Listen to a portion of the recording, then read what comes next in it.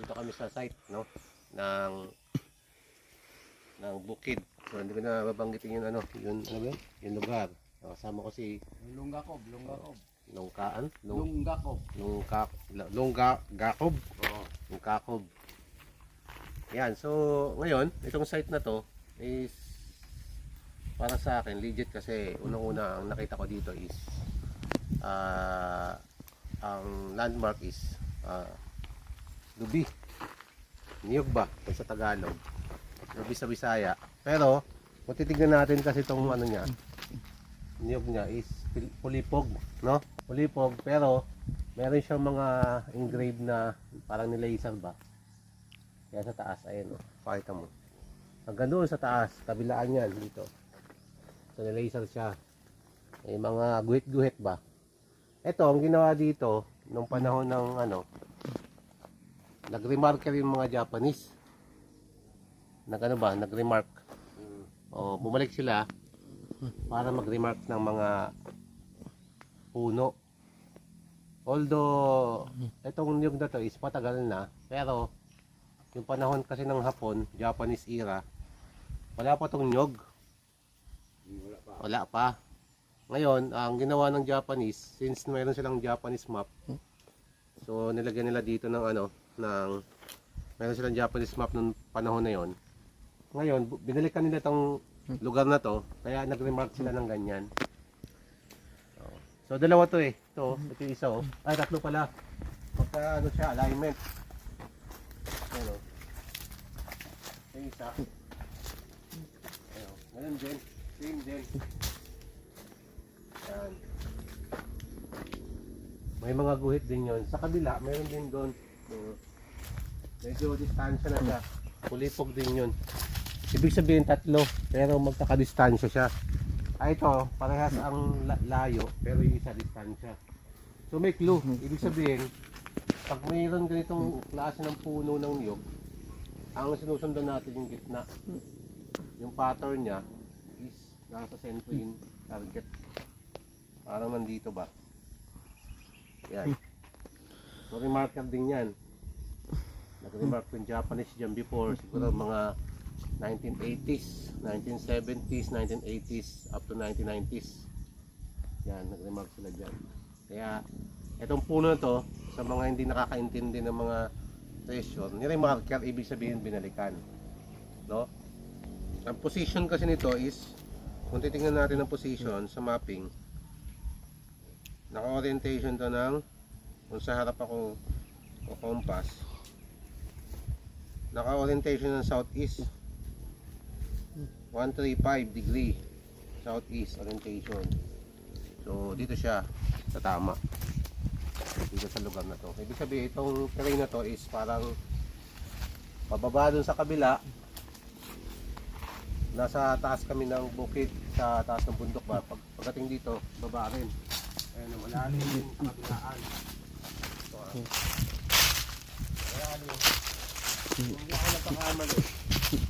Ganitong klase ng forma ng terrain, yung mga Hapon, nag-tunnel. Nag-tunnel ba? Galing sa baba. Diyan, papunta dito sa gitna ng Pulipog, sa Pulipog. Nag-tunnel sila sa southeast orientation, dun galing. Papunta dito. So malalim. Sibling malalim yung target. Pero ang gagawin natin para makasigurado, i-scan talaga namin, ilolocate namin kung saan, dito pa rin ba yung target. Marami tayo ng Tesla, yung pa rin gagamit natin. Ito yun, natin.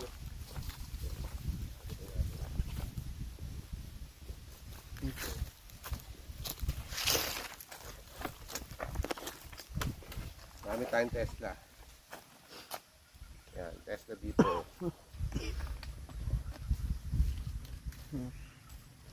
Tesla.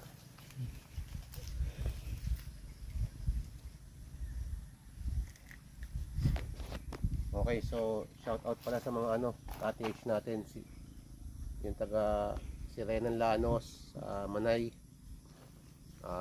yung taga Cebu, Chad, Sir Chad, no? So, sino pa ba? Lahat ng treasure hunter sa Pilipinas. Yan. Subukan natin, naka 24 karat naman ako dito. Try ko lang lapitan yung target natin kasi andito naman sa surrounded na to. Surround na to. Try natin na 29 meters lang layo mula dito. Try natin.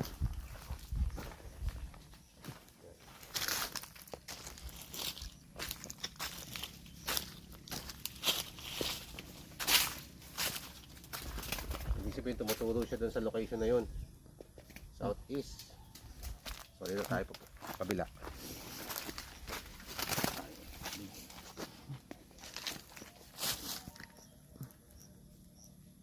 Ayan, southeast pa rin.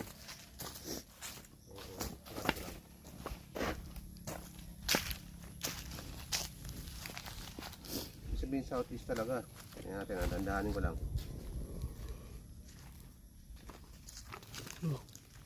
Ibig sabihin dito talaga siya.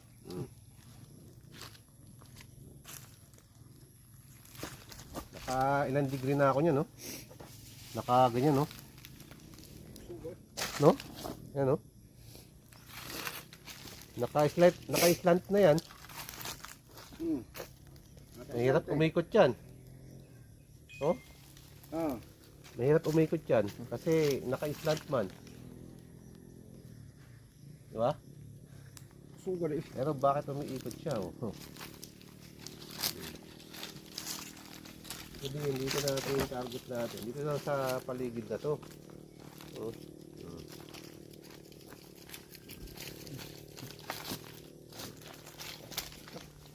Tama na.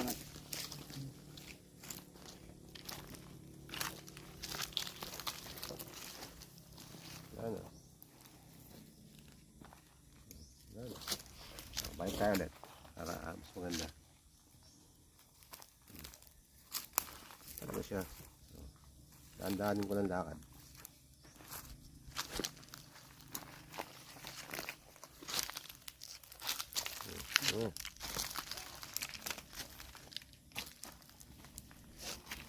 Pinipigilan ko na nga siya, no? Pero ano ba, oh?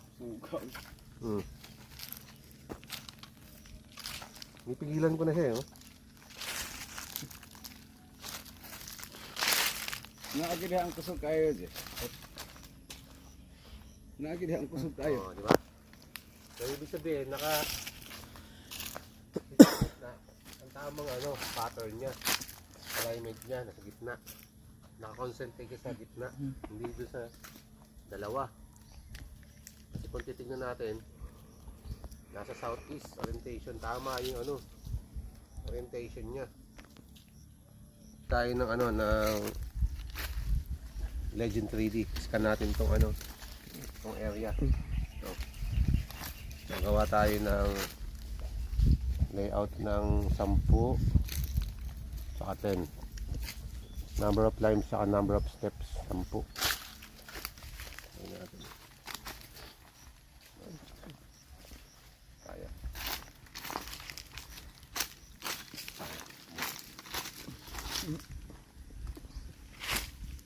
Malaki man kasi yung layout.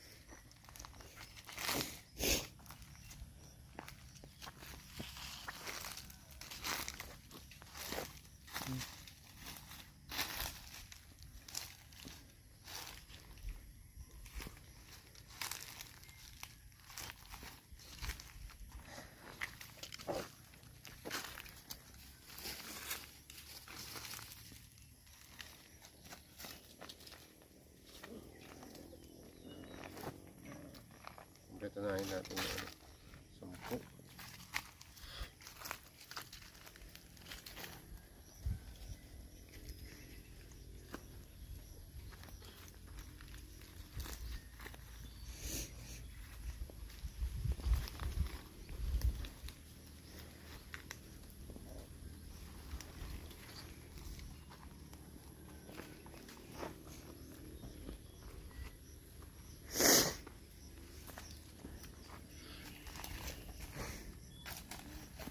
Ayan siya.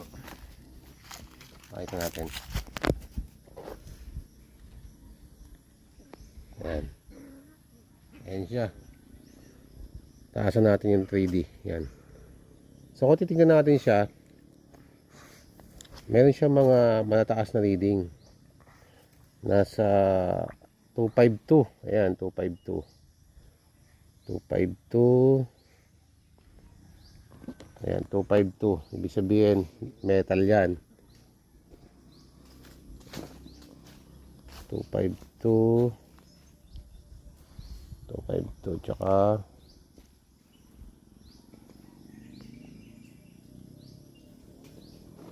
252. Ayan, 252. Tsaka 246, 242. Yan, 248. Mataas na yan. 252, 248. 242, 246. Tsaka 250. Hindi natin ito nasa baba. Taas. Ito 182. Medyo mababa to. Metal lang to. Tsaka to 234 metal. Itong tatlo 1, 2, 3, 4. Ibig sabihin magkakahiwalay. Magkakahiwalay sila sa isang layout ba? Ang target. Murag gibuwag-buwag siya pagputang. Pagkakahiwalay ba? Ngayon, magtataka ka bakit meron siyang mga blue na ganyan. Yan. So, ibig sabihin mayroon void sa baba. Kasi may kasama siyang water and boulders. Ayan, oh. So kalat siya. Ayan, oh. 1. Ang layout niya ganyan. Ayan, oh. Water and boulders. No? So kung titingnan natin yung lalim niya is malalim. Umaabot ng ano. Ang pinakalalim is nasa 28 meters. 28. Oh, ayan, oh. 28, 29, 27, 28. Doon siya naglalaro sa lalim na yon. Mga ilang feet yan. Naglalaro siya. 28. Oh, 28. Ngayon, ang lalim niya, ganun kalalim. So, ibig sabihin, tama yung lalim ng ano, simula doon sa baba, kung 28. Kung nasa ano yan, 50 plus, 60. No, 60 feet. 28. 28. Ayan. Nga isa man ka. 3.4. Oh. Kung 29 na natin. Upat man ka feet ang isa ka meter. 4 feet man. 3.4 times 29. 100 plus pala. 98. So, papasok ko sa 100 feet. Kasi 3.4, 29. Mag-adjust tayo ng ano, calibrate tayo ng mga, sabihin natin mga 5 meters to 5 meters. Dagdagan natin to. So, papasok sa 100 feet. Tama itong anong to. Tama rin to sa proton eh. May bangag man.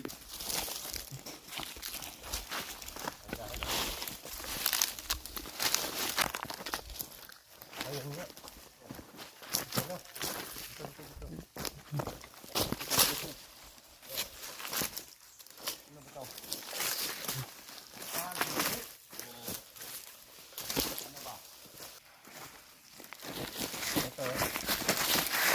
Medyo umupasa ba?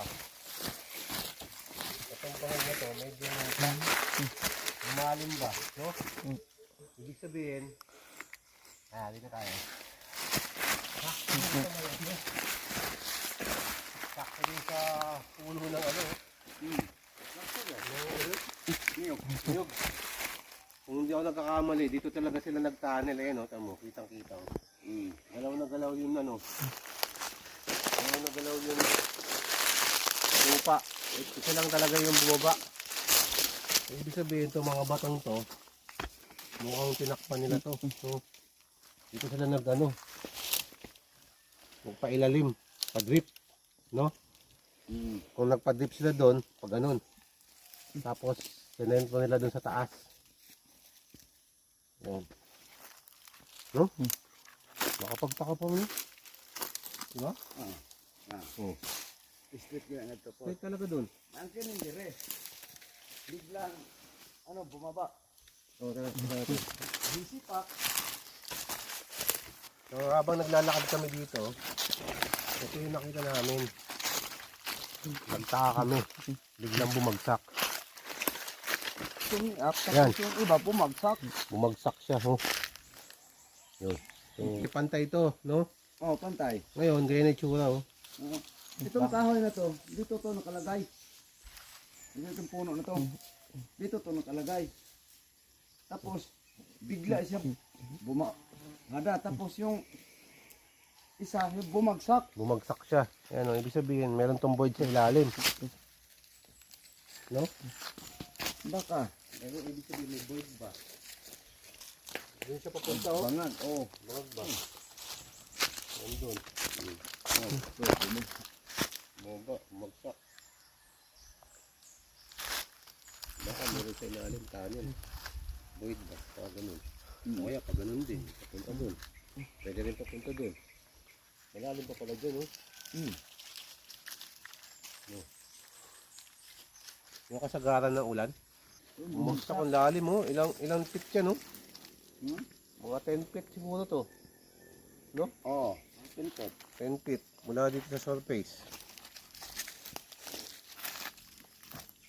Pero sa tingin ko, yun talaga ano yun. Sa akin yun. Hindi na siguro yung hukalim ba? Ang gagaring sa baba. Dito na lang. Mag-umpisa sa taas. Oo.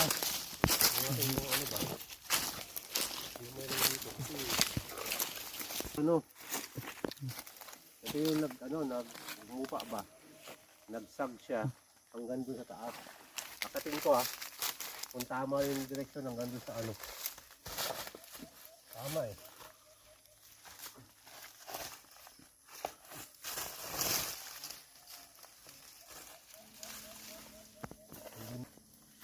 Sapatos.